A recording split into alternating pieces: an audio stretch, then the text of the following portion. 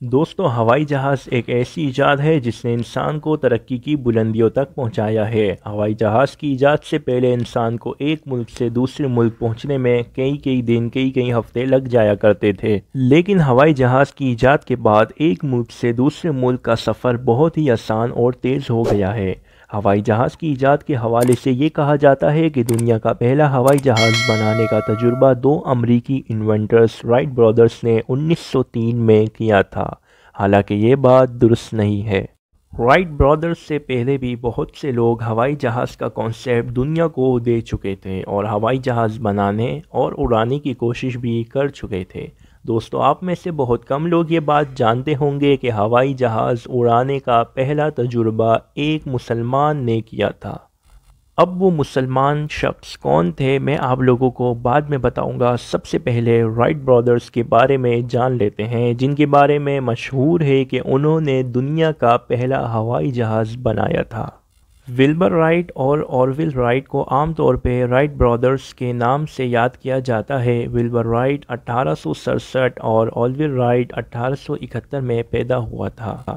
دونوں بھائیوں کو ایک جرمن انجینئر کے ہوائی تجربے میں دلچسپی پیدا ہو گئی، جس کے بعد انہوں نے ہوا کے دباؤ وغیرہ کے بارے میں معلومات حاصل کی اور سن 1900 میں بغیر انجن والا ایک بڑا سا گلائڈر بنایا۔ گلائڈر خود تو اڑ نہیں سکتا تھا، لہٰذا یہ دونوں اسے سمندر کے کنارے ایک پہاڑی پر لے جاتے تھے اور باری باری اس میں بیٹھ کر پہاڑی سے پھسلا کرتے تھے۔ گلائڈر ہوا میں اڑتے ہوئے آہستہ آہستہ ساحل کی نرم ریت پر اتر جاتا اور اس طرح وہ گرنے اور چوٹ لگنے سے محفوظ رہتے۔ دونوں بھائی کل 4 مرتبہ گلائڈر میں پرواز کرنے اور محفوظ طریقے سے زمین پر اترنے میں کامیاب ہوئے۔ اس تجربے نے ان کے حوصلے بلند کر دیے اور وہ ایک ایسا انجن بنانے میں مصروف ہو گئے جس کو گلائڈر میں لگا کر پرواز کرنے کا کام کیا جا سکے۔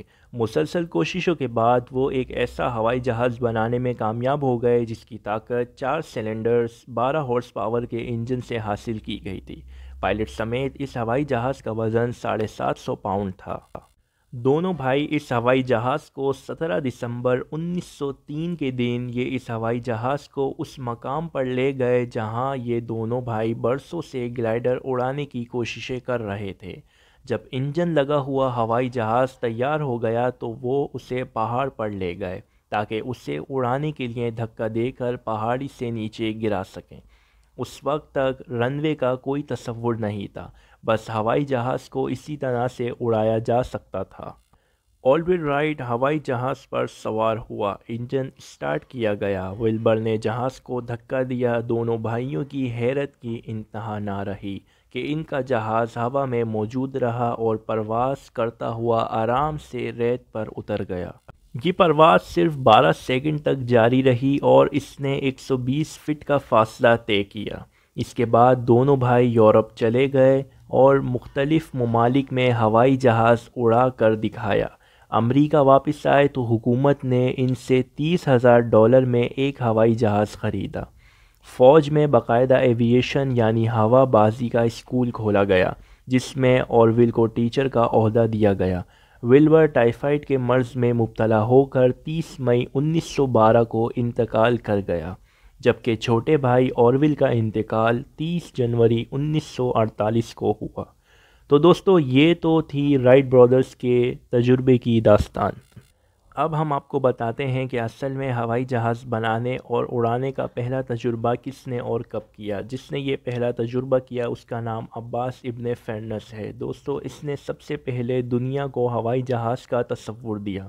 دوستو عباس ابن فرنس نے آج سے 1168 سال پہلے سن 852 میں پہلی بار ہوا میں اڑنے کا کامیاب تجربہ کیا۔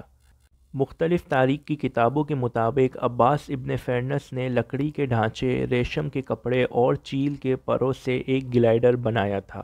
گلائڈر کے ذریعے انہوں نے اڑنے کا پہلا تجربہ کیا تو انہیں چھوٹے موٹے زخم آئے، مگر اس کے بعد بھی انہوں نے اڑنے کے بہت سے کامیاب تجربے کیے۔